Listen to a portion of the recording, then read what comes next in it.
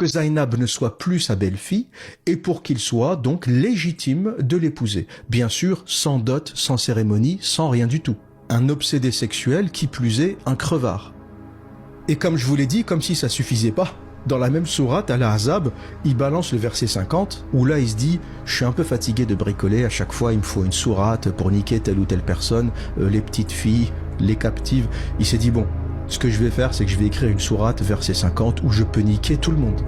Je peux niquer tout le monde, toutes mes cousines, les femmes dans la rue, les femmes des autres. Si je la regarde, si une femme croise mon regard et je la veux, Allah me dit « Je peux la niquer. » Verset 50 de sourate Al-Ahzab. C'est une sourate pornographique, le truc. Mais ça ne suffisait pas. Vous allez me dire, bon, c'est bon l'observateur.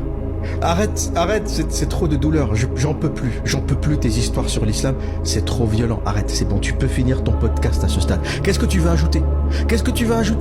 Ça y est, il a niqué la femme de son fils, il lui a fait répudier sa femme, qu'est-ce que tu veux ajouter? Il a interdit l'adoption à la terre entière, qu'est-ce que tu veux ajouter, l'observateur? Ben non, tant que Zaïd est vivant, c'est pas suffisant. Le gamin est vivant, donc à chaque fois que tu le croises dans la rue, voilà, tu te rappelles que t'as niqué sa femme, lui il te regarde de travers, donc ça ne suffisait pas, il fallait éliminer Zaïd. Et comment tu fais pour le tuer?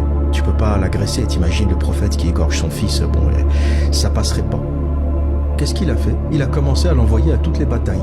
Mohammed est allé voir Zaïd et lui a dit « Zaïd, toi t'es comme mon fils, t'es plus mon fils parce que je t'ai désadopté, voilà, t'es plus mon fils officiellement, je suis désolé, mais t'es quand même mon préféré, je t'aime bien Zaïd, je t'aime bien. Et comme je t'aime bien, je vais t'envoyer à la plus grande bataille de tous les temps. Une bataille tellement difficile que tu risques de ne jamais revenir. » Il lui a pas dit ça, mais il lui a balancé le truc, en gros, t'es l'un de mes meilleurs guerriers, je vais t'envoyer en première ligne, tu vas aller affronter l'armée byzantine à Bosra. Bosra, c'est une ville qui se situe dans la Syrie actuelle, qui était sous domination byzantine, et le prophète allait faire une bataille contre les Byzantins à cet endroit. T'as compris que l'armée byzantine, c'était pas des bricoleurs. Zaïd avait l'habitude de combattre pour le prophète. Il faut savoir aussi une autre chose, le prophète de l'islam ne combattait pas, il envoyait les gens combattre pour lui. Je crois qu'il a fait aucune bataille, et même s'il allait aux campagnes, il ne se battait pas physiquement, et pour des raisons logiques, il était âgé, hein. Il a eu la révélation à 40 ans, il commence à se battre à 50, 51 ans, c'est là où l'islam devient une version militaire. Quand il quitte la Mecque, ou quand il s'apprête à quitter la Mecque, c'est quand il va à Médine, hein, qu'il commence à égorger les tribus juives, qui devient agressif, etc. Mais avant ça, ce que faisait Zaïd, c'est qu'il attaquait des caravanes. Il attaquait les caravanes des Koraïchites, les habitants de la Mecque. Et vous comprenez qu'il y a une différence entre attaquer des caravanes comme un petit voyou et aller faire la guerre aux Byzantins. Donc Zaïd se rend à cette bataille de Bosra avec une armée de 3000 soldats et bien sûr il se fait tuer. Zaïd meurt et l'objectif de Mohammed était atteint.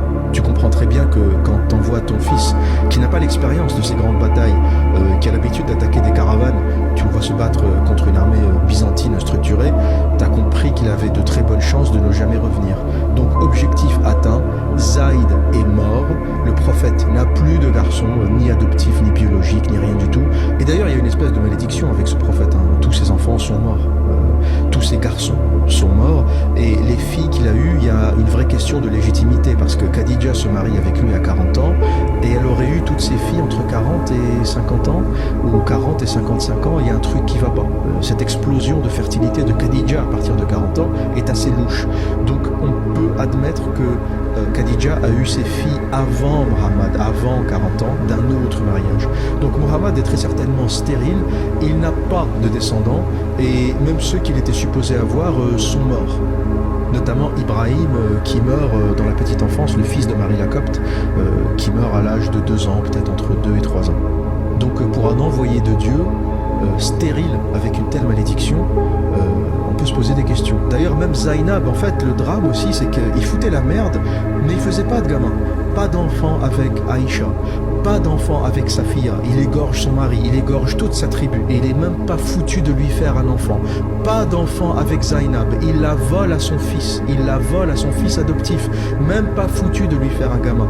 Il fout la merde, il détruit des couples, il égorge des tribus entières et il est pas foutu d'avoir un seul gamin. Ce mec est maudit, ce prophète est maudit. C'est un terroriste, stérile, psychopathe, pervers, doublé d'une libido sexuelle complètement déréglée qui fait qu'il a envie de baiser tout ce qui bouge. Le drame, parce qu'il y a plein de gens qui ont des libidos déréglés mais ils sont pas prophètes. Le drame, c'est qu'il a réussi à monter une secte et à s'imposer prophète et à s'envoyer des sourates à chaque fois qu'il a envie de baiser une meuf. C'est Raël en fait. Le mec, c'est Raël. L'islam, c'est Raël avec le côté terroriste. Voilà, Raël n'égorge personne, il ne tue personne. Il y a simplement le côté sexuel, le côté de ses disciples qui se donnent à lui. Ben l'islam c'est pareil, c'est Mohammed c'est Raël mais avec le côté terroriste. Si tu ne te donnes pas à lui, il t'égorge. Voilà donc la véritable histoire de Mohammed ar-Rasulallah. Voilà donc la véritable histoire de l'islam. Voilà donc le contexte dans lequel